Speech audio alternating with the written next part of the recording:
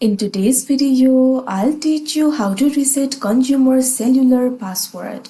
First of all, launch open any browser of your choice. You can see over here I've opened Google Chrome. Now click on the search bar and type in consumercellular.com. Press enter.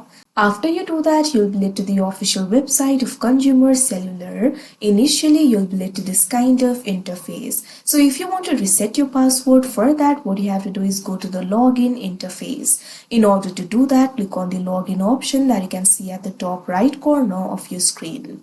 Now you'll be led to the login interface of Consumer Cellular. You can see over here you'll be able to log into your account by providing the credentials. But since you want to reset your password, what you have to do is click on this option, forget password, that you can see on the screen. Now you can see over here you'll be able to reset your password. All you have to do is enter the Consumer Cellular phone number over here.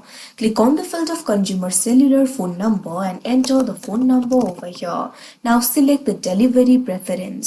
You'll be able to find two options: send temporary password via text, send temporary password via email. Click on the delivery preference of your choice. Now click on this option, send email or send text, that you can see on the screen. Now after you do that, the temporary password will be sent to you via text or email.